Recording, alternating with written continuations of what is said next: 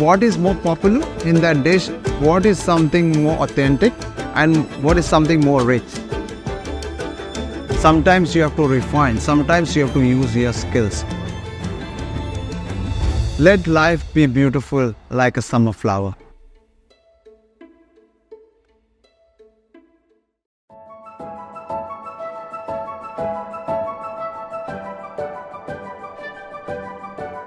Not many people are working or opening a restaurant where you find cuisines from different parts of India. When I thought about summer flower, I thought I should make it into a map of India. Not a cuisine just fixed to one part of the region. Let me pick up 2 dishes from here, 2 plates from here, so I can balance it well. So where people can come and experience flavors from different parts of India. I try to keep the soul of the flavors of the region. For example, the new dish raita in an Indian restaurant. You take a raita, you have a bowl of rice with curries. They put raita to mellow the flavors. Raita is like a condiment, but over here, because of the geographical location, it's too liquid for them. So I converted that into a salad.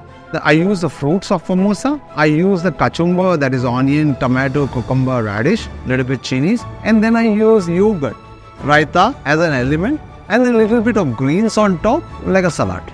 So basically, if you look at it, the 4 dishes combined together. Whenever I write a menu, I always like to put the Formosa, Taiwan Formosa. It brings some pride, right? There's one thing that connects India is the spice. Because India has 28 states, 8 union territories. So it's like putting Europe on a map. And with so many different cultures and different ethnicities, and trying to do the originality of a plate in a restaurant, it's not easy, to be honest. So we thought of making that into 5 areas in North, South, East, West and Central. If you look at cuisine, not just in India, from around the world also, as you travel from one country to another, it's like a chain. You'll find a little bit of these flavors from this country into this country in half the journey, and then it releases and then goes to another country. Like if you take from the east side, they use lots of mustard in their food, more pickles. But if you go down north, lots of milk products, tomato, onion rich gravies, and masalas based on 4 kinds of masalas. Upper north, like Kashmir and Ammo Muslims there, and their food used to be no onion, no garlic. And if you go down in the central part of India, because of the influence of the Nawabs, their food is more elegant, like kebabs, tikkas and biryanis. And as you come down west, you find Gujarat, which is mostly vegetarian, lots of snacks. Then you go south, also very seafood, a lot of coconut and vegetables. I have to also let the guests know where these dishes come from. I also try to put that Indian name on it. If you look at it, the map was just a guidelines.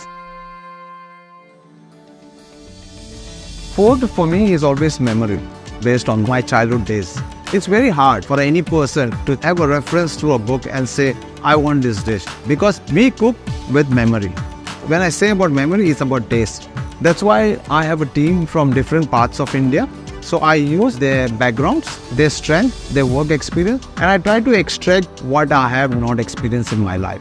End of the day, I believe cooking is become a character now.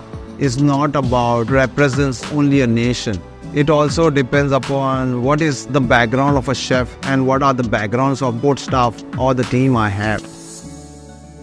I will never say customer, because for me, anyone that comes to dining is always the guest. Once you taste that food, you will never forget it.